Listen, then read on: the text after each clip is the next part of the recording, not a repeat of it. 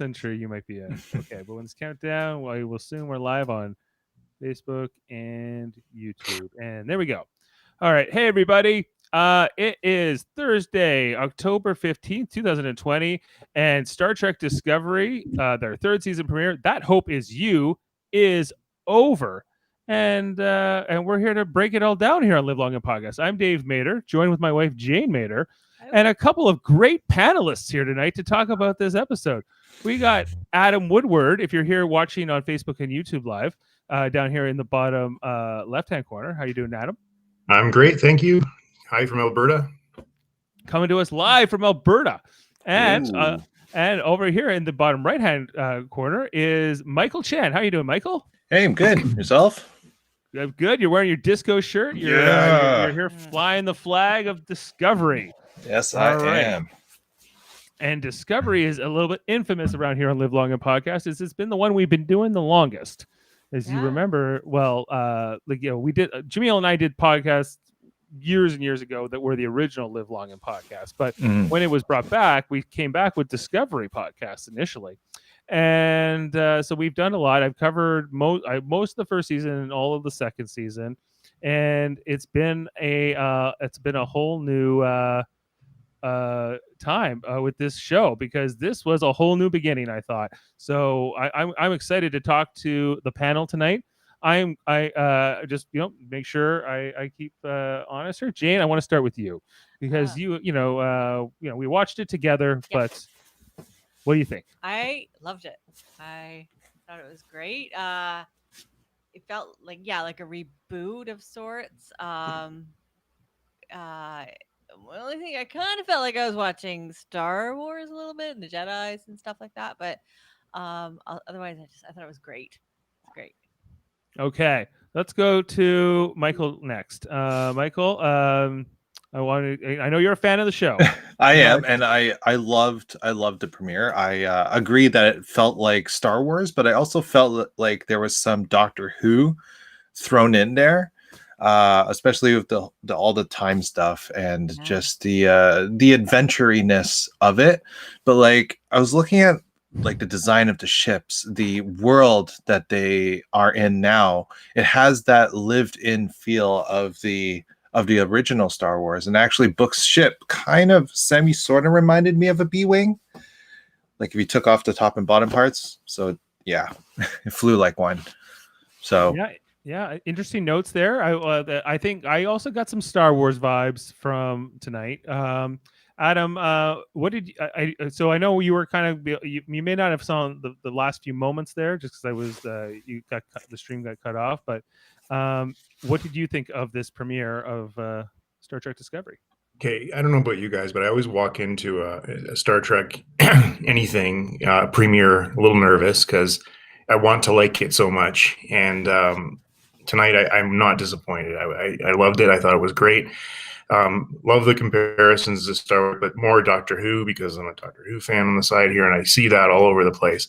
And just feeling really good about this season happening now. But having said that, I just want to say I really did enjoy the last season as well.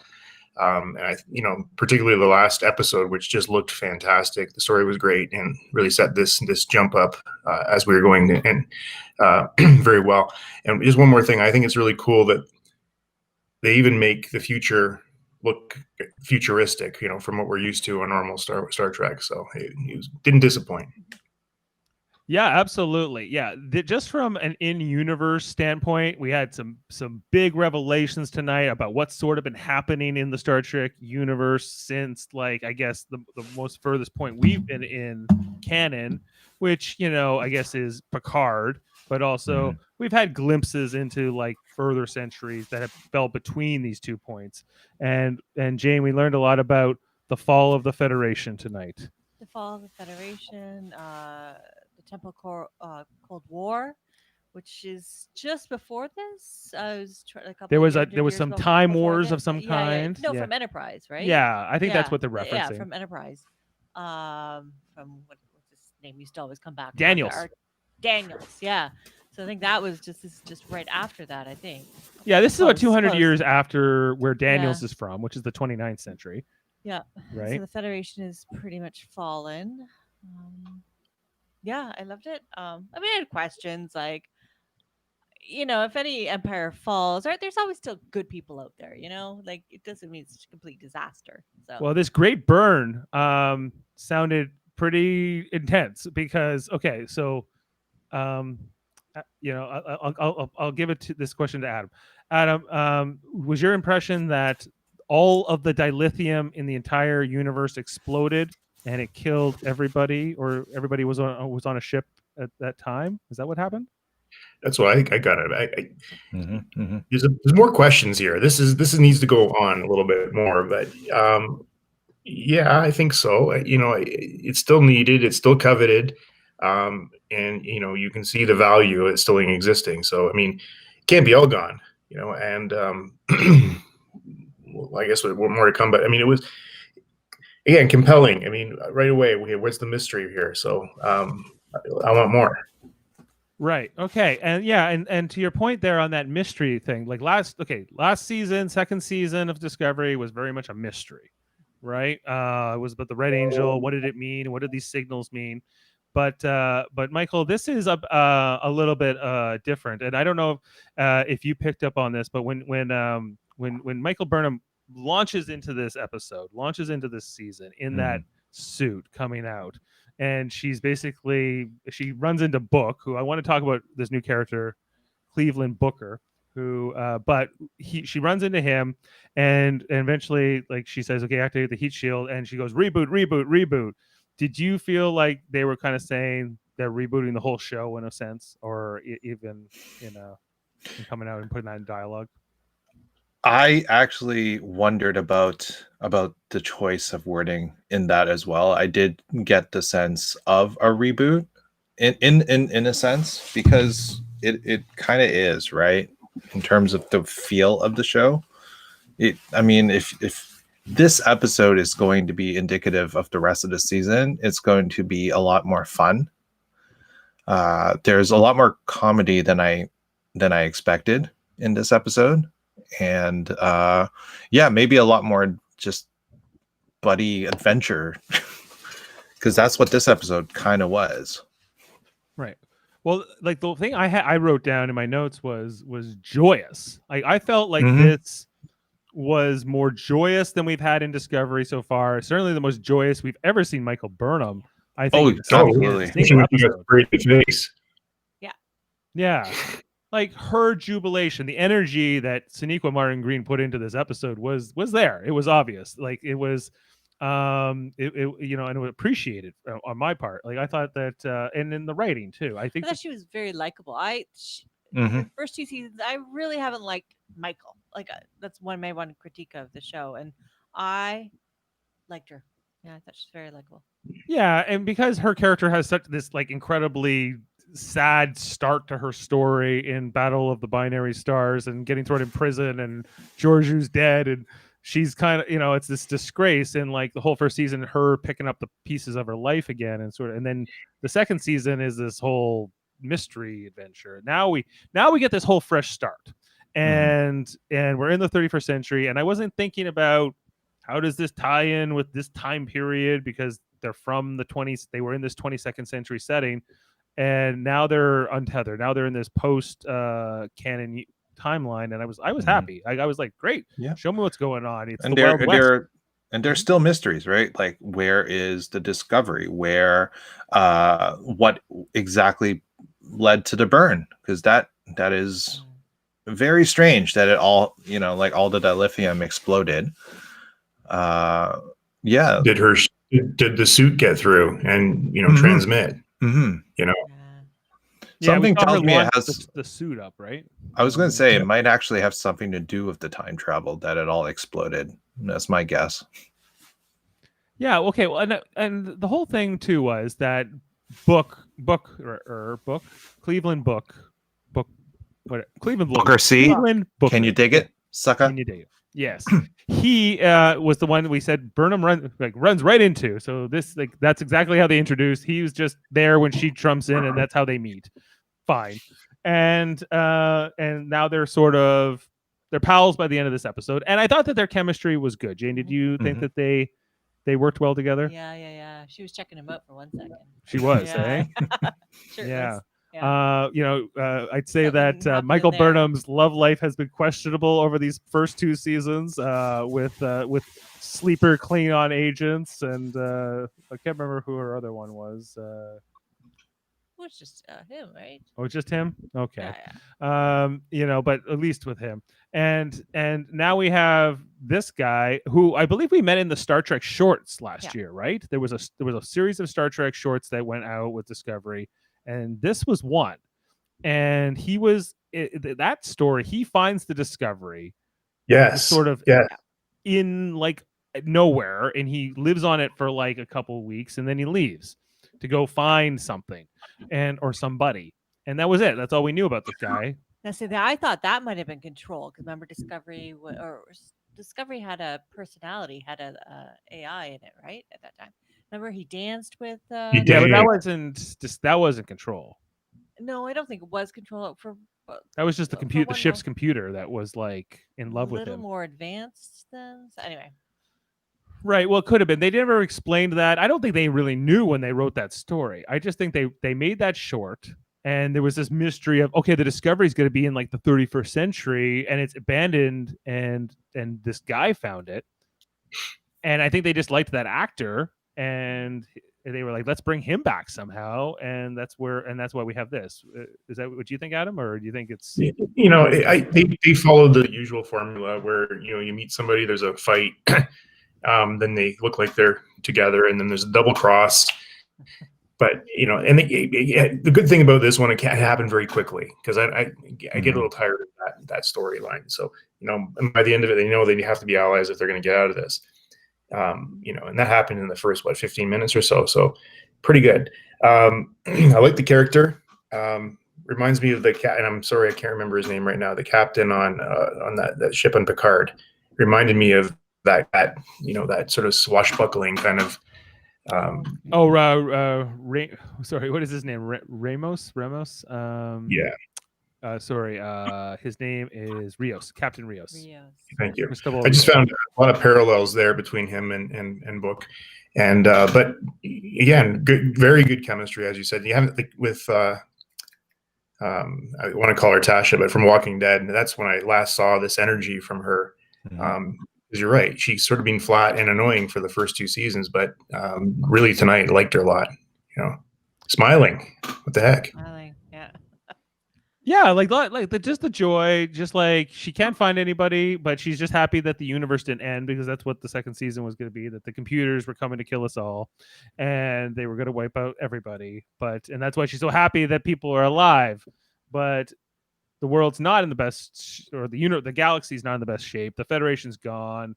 It's almost gone. There's a few true Orion and Andorians are working together. What the heck? Yeah, what? How could that? I was like, what is that? The big revelation? Or Orions and Andorians are working together? Yeah. I hope happy Michael. Right. It's like Michael. What did you think of the whole place where, I guess it's what is it called, the mercantile, the marketplace, the sort of this is the most Star Wars-esque I got. It definitely was, because I felt Book was kind of like a force sensitive Han Solo, is what the vibe I got from him with his metachlorians, right?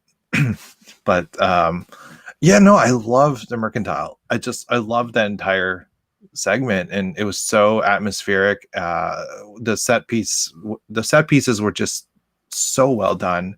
And then when Michael got sprayed of that truth stuff, and it allowed Sonequa to just kind of expand her character, right? We're seeing something different from what we've ever seen from her. So it was such a great segment of the episode. It's something I kind of want to see again later on. It doesn't have to be this specific mercantile, but another kind of big set piece that they can go into and have an adventure in that's contained. Yeah, no, for sure. Don't And you- sorry. Sorry, Dave, don't you ever feel like every time that Star Trek goes to a space station or a planet, like not a planet so much, but something that they've built, you always want to see more of it? You know? Yeah, I think that it's just more of like I kind of want to know more people. I want to get more of a sampling of how what life's like, Yeah. Mhm. and especially since we're this new time period, which is so different. I want to know. It seems like they have some technologies that are new we haven't seen maybe, but like mostly that they've kind of regressed a lot because space travel has been so hindered. Although now they have Mega Man blasters. Yeah, they got Mega Man Black. That's new. But maybe that was old Oh, hat by the time the Great Burn It's happened. one of my favorite things in the entire episode. I was like, yeah, go Mega Man. Right. Yeah. Just how she's high on the drug or whatever, but she's like, yeah, that's amazing. What did you think of the okay? We talked about the Andorians and the Orions working together, but there was two guys in particular, like the lead Andorian and Orion.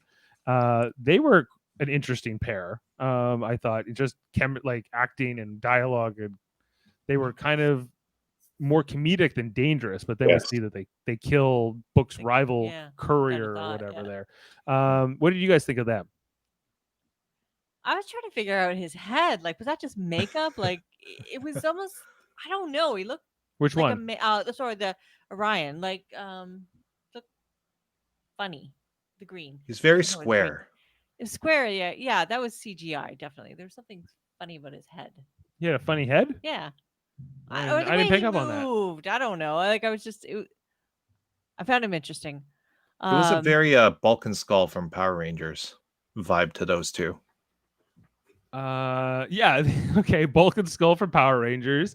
Yeah, like they were kind of like a villainous group there. Now I don't know. Do we get names for these two?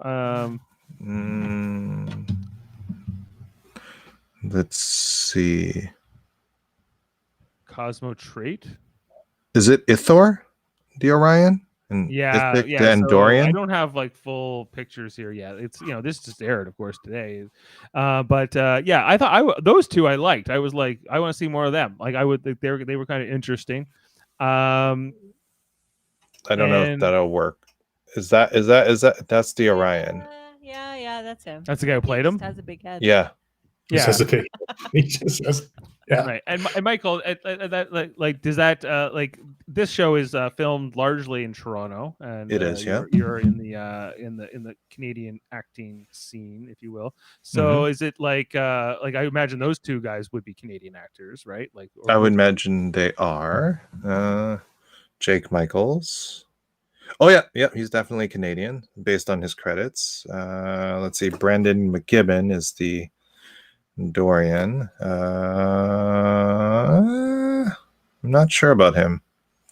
His credits are, let's see, Splice saw 5, but he has 43 credits. Oh yeah, he's Canadian. He's Torontonian. And this is the only Star Trek show, well, Picard too, but it was the first show at least to be not filmed in Hollywood, in Burbank or something along those lines, and it has it gives a different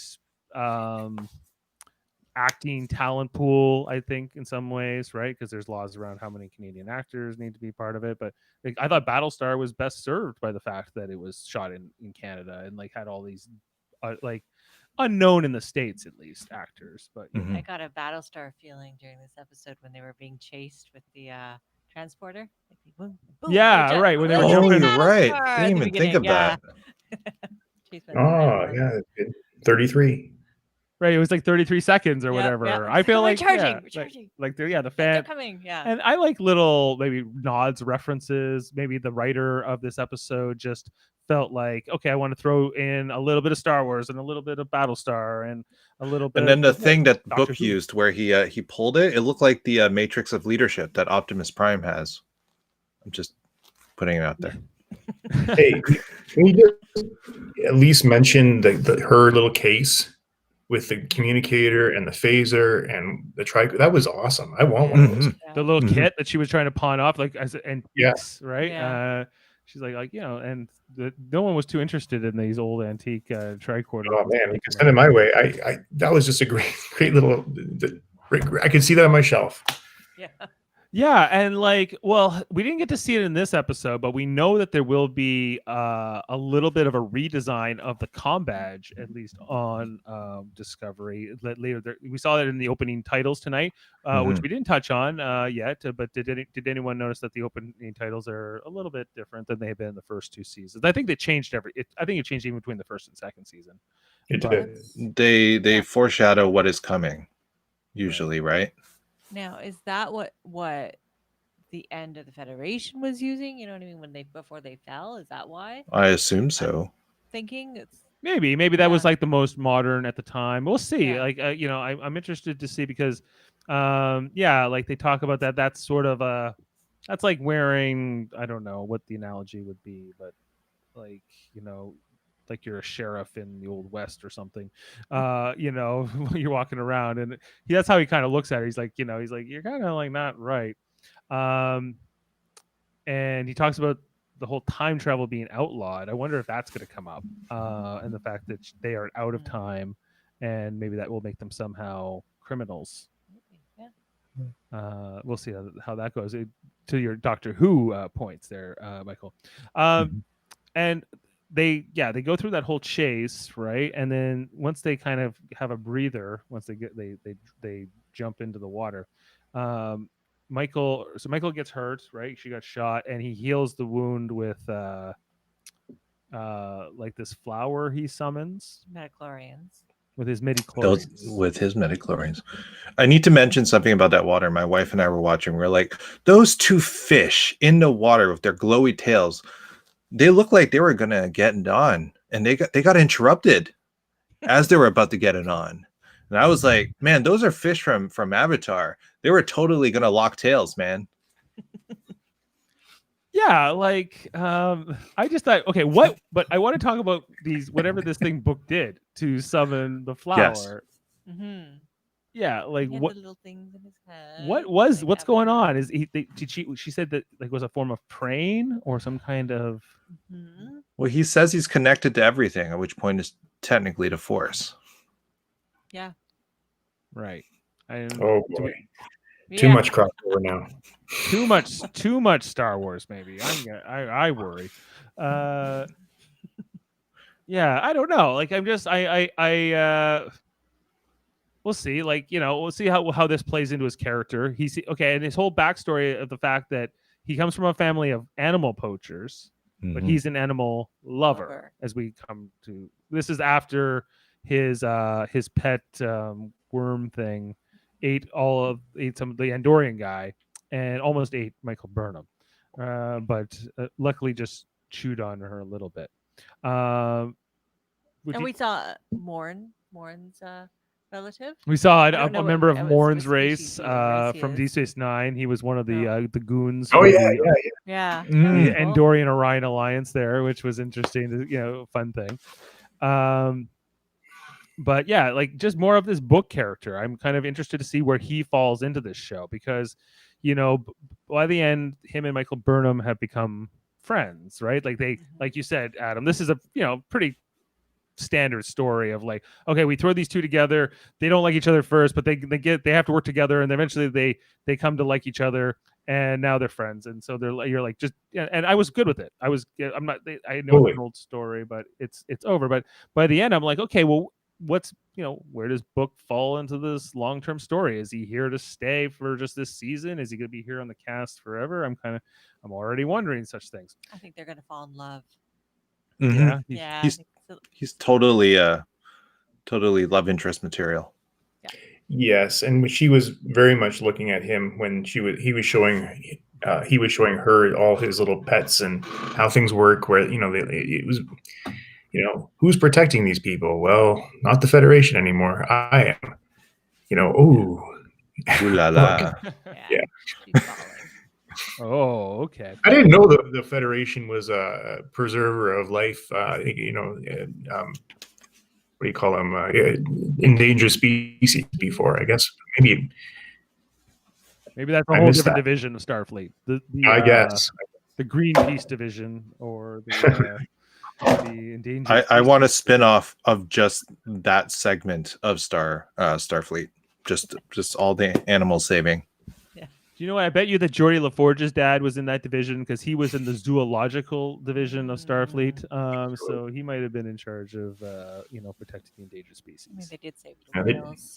They did save the whales in Star Trek 4, right? But they didn't save the crystalline entity. That was gone. That's true. Yeah, but that was that woman's fault. She was bitter about her son. And Yeah. all that, All right. so, Yeah. Save the Hard to whales. want that. save the whales, save the Yes. the creature thing and that's living in your spaceship that ate the Andorian guy, just tore him up. And why don't they shoot it right away? They were like staring at it for a second. Because they wanted to eat it live, because it's best Mhm. consumed live. That's what he said. They wanted to eat it? Yeah. Yeah, they Yeah. said Yeah. it was served better fresh or something like, or Yeah. live. Not fresh or... Oh, so it's money. They can make money off of it? Yeah. Okay. Yeah. I get you. Just reminded me, hey Dave, Jane and Adam, did you notice that the people's aims were really bad? They're like stormtroopers. Maybe those Mega Man Or Star things Wars. don't work as well. Or Star Wars. Yeah, it was like pew pew pew. I Oh, was they like, even sounded- everywhere. They even Yeah. sounded like Star Wars being shot. Like, yeah, like that's sometimes the thing is that like the whole Discovery kind of set design has been more of a Star Wars feel to it. Like, a lot of the people who like the way they design the guns and the way they shoot and the sounds they make, even like it's all a little bit more Star Wars esque. And like guys like Alex Kurtzman, they're J.J. Abrams, these guys, like they're Star Wars guys first, I think, Mhm. really at their core. Then they like Star Trek 2.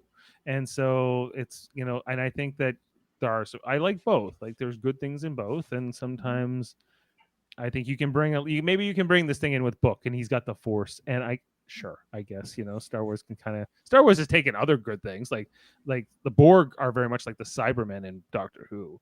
Like They are, yeah. it's not like these are Star Trek does bring in concepts like even the Trill are kind of based on like they're a little bit like the Doctor with the multiple lives and whatever. So it's fine. Yeah. I don't mind it. I It like works having well. all these aspects. It worked tonight.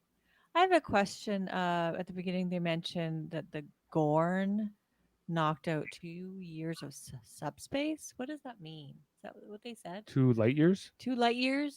Like, I didn't understand that. Maybe I just don't understand the science. So without of it, subspace is what makes warp drive possible. It's also what makes communications possible. Yes, right, over long subspace. Yep, distances. So subspace. and Yeah. transporters. So if you don't have subspace, if subspace is destroyed in a certain So region, then warp is not possible. warp's not possible. You can't do anything really. So there's no warp in this. for right for at that the- 2 light year radius or whatever. in 2 light years. Okay. Yeah, the galaxy's a bit of a mess right now. So Eh. subspace was knocked out in a 2 light year radius. So But- no warp. Okay. Right. And things are not great, and I don't know if anybody ever watched the show what was it called? Andromeda, right? Not really. No, it wasn't. good. No, Was it With Kevin Sorbo? Kevin Sorbo. No. oh God. I know of the show. I never watched it, man. Okay. They may have Well, tried. I feel like this is the new premise for Discovery is Andromeda. And here's what happens in Andromeda in just the pilot. Kevin Sorbo is the captain of this ship. It's called the Commonwealth, the Systems Commonwealth. It's like a federation. It's called like the Systems Commonwealth. And he's got this one ship called Andromeda that's part of that, right? And then like there's this whole malarkey, and he ends up going into the future, like in this case 300 years into the future, and then he finds out the Systems Commonwealth fell. It's all down. He's the last ship. I need to rebuild the Systems Commonwealth and bring the whole thing back. And I feel like that's what this show is now going to be. It's like now the Discovery is going to be that hope is you, Discovery, and you're going to bring back the Federation to its past glories, or at least to some kind of new beginning. And I think that's kind of neat. Actually, I liked Andromeda, at least in premise, and I think that it's kind of it never kind of that premise never kind of got its due. So I kind of think that Discovery doing that now Yeah. could be great. Well, I've always felt the point of Star Trek is that the future is hopeful, the future is bright, right? And one of my worries from the commercials and trailers leading up to season 3 was that it looked like the future was going to be complete crap, and which is not the usual, like not the norm in Star Trek. I'm just glad that at the end of the episode they gave us a hopeful feeling moving forward, right? This whole Right. rebuilding of the Federation aspect of it, it's just it is in line with what I feel, at least, is what Star Trek is about. For sure. What? Just Jameel's question here: who is the Rami or Doyle of Discovery? Who are Rami and Doyle? Is this an Andromeda reference? Oh, it must be. I don't remember their names, Jameel. Like, come on, I barely remember Kevin Sorbo. Like, it's But yeah, I'll get back to you on that one. But I agree. Like I found Picard was a little down on the Federation or Starfleet, like, and that's depressing. So this is back to it, like that the Federation is wonderful, you know. And I think that right. Well, the that's thing the that took it feeling of down, this it that I wasn't that feel. the Federation fell because it was corrupt or something. That's not. At least that's what I've been No. told by like the the interviews and what they've been saying about this season. It's more that like there was this natural disaster or something happened and it kind of derailed everything. And but that like this last scene, I just want to talk about it. Like it really, like, to me, that's Star Trek. Like, and Mhm. that's the heart of Star Trek. And after we had kind of this fun, joyous adventure, like we talked about, like there's like this real like hits me in the feels right at the end here.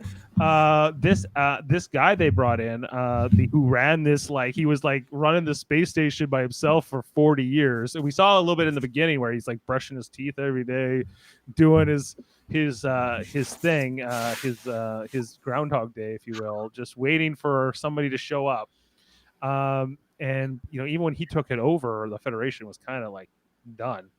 But he's from a long line of Starfleet officers, and he's just excited to meet somebody who is also a true believer. Mhm. I don't know, like it was It gives you the it was nice. But chills. anyone Yeah. else feel the same way, or Can I just have a thought on this. Is been watching a lot of Star Trek lately, and whether it be movies or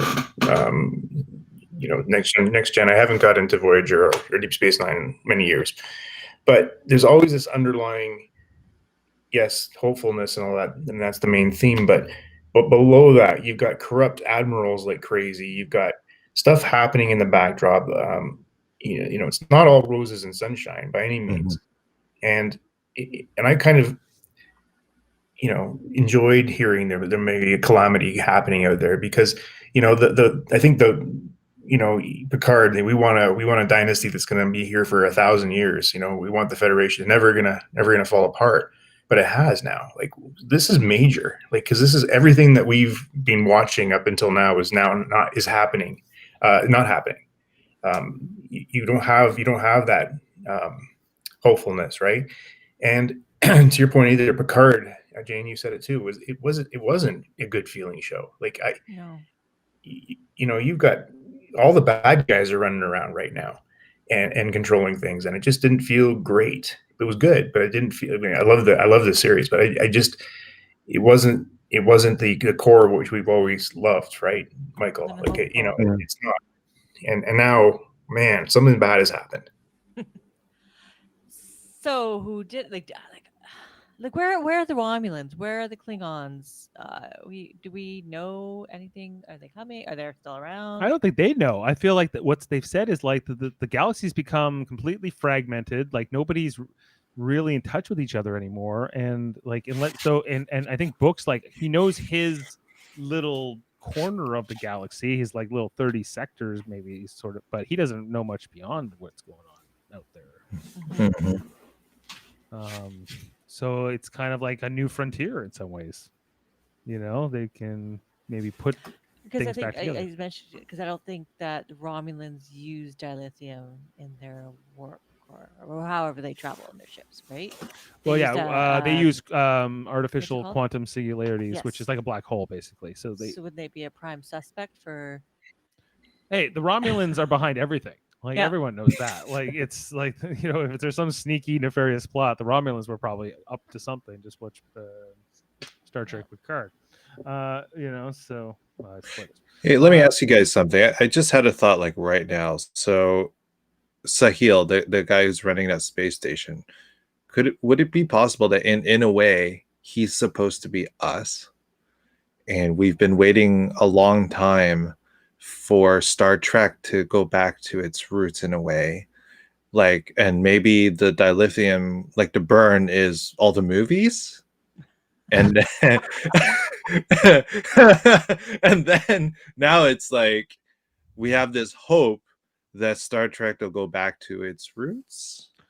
Well, I think you might be onto something there, Michael. I think that there could be a metaphor to what the writers might be trying to say to us. In terms of, we saw that they threw this reboot reference pretty deliberately into the dialogue. At the beginning, there was also that bug that ate the firefly, right? Right. Remember that? I think that maybe that guy at the end could represent us in a sense, or the fans, maybe in a sense of like them kind of figuring out what this show or what Star Trek really needs to be. Like maybe kind of a come to Jesus moment for them.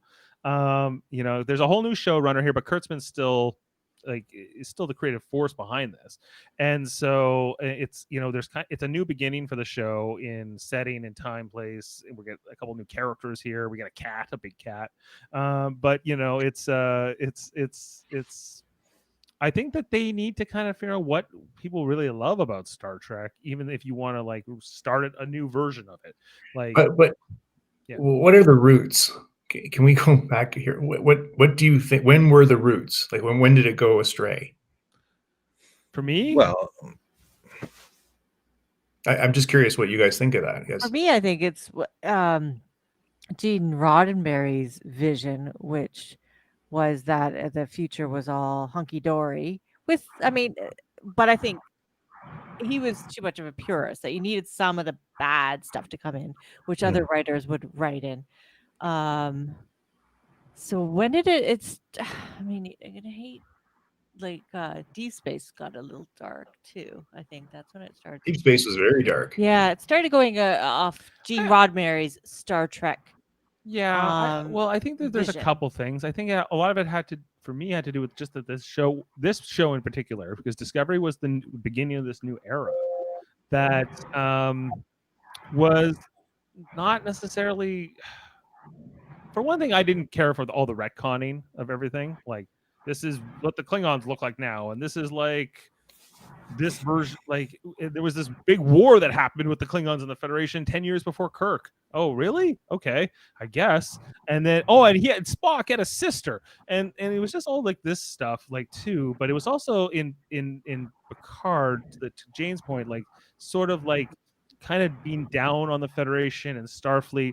And I think what we're saying about getting back to the roots is what this guy represented. Like, he still believes in the vision and working together and coming together. And I guess with all of the Section 31 of the past two seasons and Georgiou and this mirror universe stuff, and like it's all, you can put all that stuff in Star Trek. That is all part of Star Trek. But like, I guess like they leaned really hard into some elements of those things to the point where I feel like they lost perspective of what this is really about, which is about a crew, a family, kind of going off and doing good and bringing people together and sort of having a belief in diversity and I don't know, all these things the Federation I think stands for. Did you remember there was a couple episodes of Next Gen that, and one really sticks out to me, and when you wonder what exactly happened, it was a Chief O'Brien episode.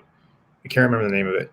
And he meets up with a captain who's renegade and he wants to, get revenge or something.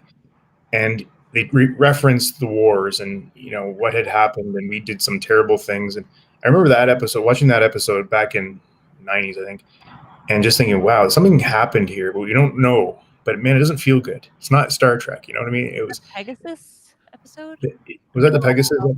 No, it wasn't the Pegasus one. Right. No, it was O'Brien and Captain, I think his name was Maxwell. Maxwell. They Yes. were they had served on the Rutledge, I believe it was the name of the ship. And yeah, like during the Cardassian Federation War. Yeah, there are definitely brutal, violent things in Star Trek. I am not against, like, I like intense like action and stuff like that. It's more but like when you make our characters fundamentally all despicable, like that's where we're not likable, at least that was where it was harder, because and it really, like, the show starts like right, like putting Michael Burnham right behind all of that, right? Like she's this outsider, she's this like pariah within her own crew. So it's like it's almost on purpose, it's almost like by design, like we have to like get past all that, and now we can have this whole new beginning with Mhm. Michael Burnham in this season. Like, and get through all this, like all that stuff with Spock. It didn't do anything for me. Like I didn't that relationship that she has with him. Yeah, that was the one aspect of the show that's always got me kind of. It was Spock. I never really enjoyed his being there and his story arcs with her and and Sarah all of that. and the one who played Amanda Grayson, right? And so it was just like this whole family drama with the Spock family, and I was like, okay, well, I guess this is part of it. But now that they're in this new time, I'm like, leave all that behind, right? So who exactly is all on the ship right now? Saru, we got Tilly, we got Stamets, we got Culber, we got those other bridge officers who I don't even know if they have names, but So no Spock. no Spock. Spock's going back to Enterprise. Spock's going back to the Yeah. like that's Oh, what yeah. that's what happened, Yeah. because Yeah, I get the idea that they're not coming back from the century, like they're not going back to the 22nd century. If they do, it's going to be for a very quick stay after this, like that they're sort of in this time period for good, but we'll see. What do you guys think of that? You know what? I can't wait to talk about next week's. Like, let's go and see what happens, because, this is the first time we're ever talking about episodes we haven't seen before, right? Or, and Well, yeah, you and I, yeah, Yeah. too, yeah. Talk about something new. Yeah. We just got through Lower Decks, which is very different than this, very different than most Star Trek. But we just watched that whole first season, and that was great. And I feel like now we're getting all this new Star Trek, all this different kind of Star Trek. Lower Decks. We're gonna have Star Trek Prodigy. We have Star Trek Discovery, of course, which is, I think, finally, like, fingers crossed. I feel like we're in the right direction. We're back. We're back on course. What else are we gonna have? We're gonna have this new Star Trek Strange New Worlds with Pike and that spinoff, right? And then the Spock. And we do not need crossover with Michael Burnham. Just go off and do your thing. And what else is the other thing? Oh, they're talking about maybe doing a Janeway show, right? And like another live action Janeway show. Yeah. Now that came out today. Yeah. So it's kind of an exciting time to and Picard will have another season. And and I saw Cisco might be rebooted in some way. yeah, they might do a Cisco show. Like his Oh, character, wow. something. He's coming back. I don't know where, but And I can't get enough. Just keep making more. Future baseball. Cisco becomes a Major League Baseball player. Future of like the space baseball league. He's a Spaceball. coach. He's the manager of the team. Come on. Yeah, it's fun because in like Star Trek Online, the video game, like they have all the baseball teams like on display at Deep Space Nine, like the Denebian Slime Devils and the Ferenginar Liquidators, and Are there water polo teams too? Because I haven't played that far. No. Okay. I don't think so. I do not on Deep Space Nine, but maybe on Risa. I don't know. We have to check. But but where do you think they're? Yeah, what will happen next week? Are you excited to find out? I'm super excited. Like really, really excited. Especially I'm curious to know when we'll actually see the crew of the Discovery. Yeah, I'm curious to know when they're coming in. Right. Well, we can look ahead, like at least the name of next week's episode. I've been trying to avoid everything. I'm Do you because wanna? You don't even want to know the name? Yeah. No. Yep. Okay. Just be surprised. Because they've announced the titles for all of the episodes, but I won't go any further. So my guess is the third episode. We'll see. that would make sense. Discovery. One more. The other option is they could next episode like not talk about Michael and just jump to the ship and where they're at. Mhm. Just realized I she's don't your know. name. Michael. Yeah. So right now they're on that sanctuary planet. They might spend some time there. Who knows? Well, you think that her and Book are going on honeymoon? Pretty nice there. I Right. don't know. I feel it's I think that we saw enough of that today, and we can now go to Discovery and see what's happening there, and then bring them together, whatever happens.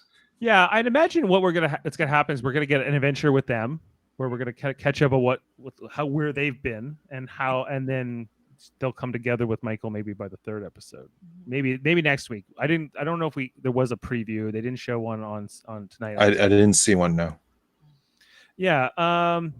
And of that crew, like, I'm kind of curious because it wasn't like the whole crew of the Discovery came, right? So it was like maybe 10 of them, I think, came along, like who volunteered for this mission. Basically all the main cast and a few of like the secondary, like speaking roles, but I don't know what. Like it's not. I knew like Jet Reno is one of them, right? She's along for this. Who's that? That she's that chief engineer.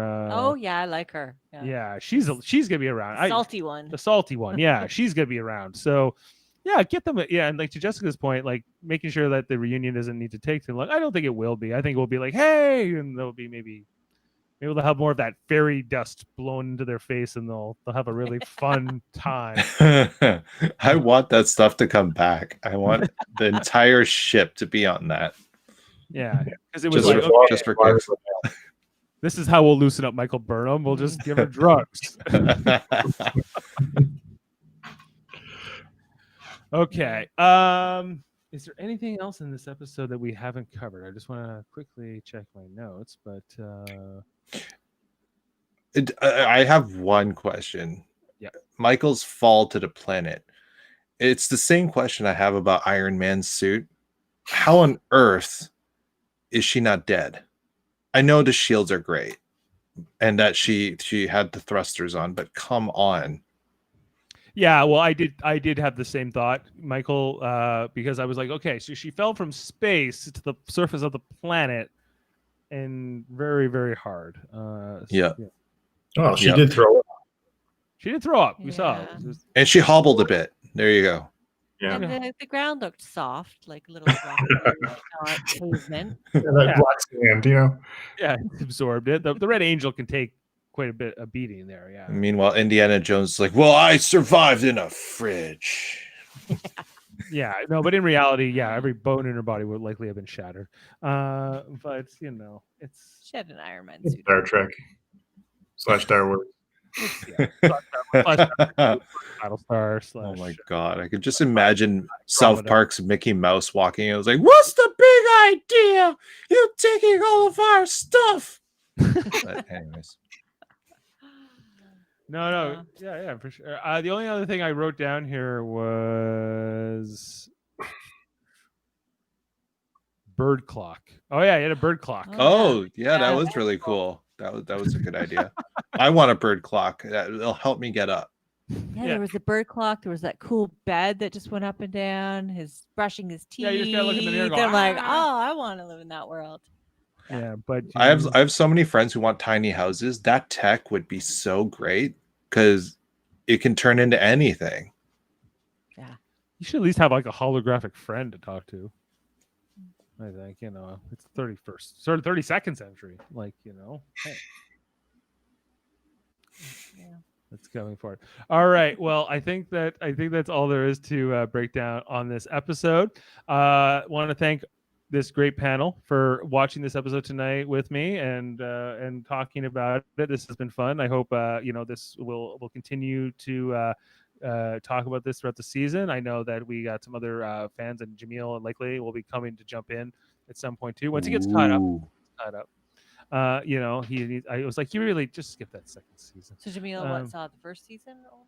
Not some, or- I think oh, so, yeah. or some of the second season. I can't remember quite where he's at, but yeah, like good, good, Oh, good great. premiere, Yeah. like the best premiere definitely of this show so far. Even though I think the battle, I think the pilot of the show, even though it's not for everybody, and a lot of our friends and like were like, nope, I'm out. Like in the first couple of minutes, I thought that the pilot was fine. I just thought and I thought that first season was really great until I feel like they got so much pressure from people who didn't like it that they kind of didn't really finish that season strong, and then A lot of people couldn't get past the different Klingons and all of that. It's hard to go back in time, prequels. So I'm glad move forward. move We forward. don't have to put our brain power to, well, this didn't exist. Yeah, I don't want to then, think and, about it like, either. Yeah. Again, and I was like, because after Enterprise, and then we got Discovery, I was like, okay, another prequel. Okay, prequels, Yeah. I think are problematic, but this is like now a sequel. Yeah. So good. I'm happy. Thank you guys so much. We will be back for episode 2, which I won't tell the title because Michael doesn't want to know. So we'll, yeah, I just want to watch. Yep. Same. Yeah. all right, it's my lips are sealed. So we'll be back next Thursday night to cover that. Also, check out all the great podcasts we do here on Live Long and Podcast. We will be back this weekend, Saturday night, to do Star Trek Radio Theater in an episode of Star Trek Voyager called In the Flesh, which is where the species 8472 takes or was basically learning how to infiltrate like Starfleet Academy. They're doing a simulation, and like Voyager comes across this. So make sure to check that out. If you've ever listened to any of those, you enjoy it. We have Tom Mott Tyrell as Captain Catherine Janeway, and we have our own Michael Chan here, of course, as Commander Valerie Archer. Oh, right. I'm doing that. Cool. You are in that one. I have to watch the episode now. Jane's gonna be playing Commander Tuvok and Tom Paris, and I'm gonna be playing a couple of your 8472 cohorts there, Michael. Admiral Ensign Gentry, and your wife, playing the Doctor, Harry Kim and Neelix. Ashley's playing Chakotay, and Kevin Millard playing Boothby, a fake Boothby. So it's we got all that coming out, and then on Tuesday nights, we do Star Trek Deep Space Nine rewatches. We're in the second season. And on Wednesday nights, we do Star Trek, the original series with Adam Woodward and Jodie Simpson and others. So check all that out. And we also have our other channel, Super Mater Brothers Podcasting, where Jaemeel and Jeff and I talk about Big Brother 3 times a week. Those guys did the live eviction tonight, which I got to check that out. So while we're dividing and conquering, while we have these crossovers on shows right now, and then we'll be coming together for the finale. And Trivial Debates is our last channel, where we do talk about movie, sports, TV, and more once a month at the last Sunday of every month. So thanks so much again, and have a great night, everybody.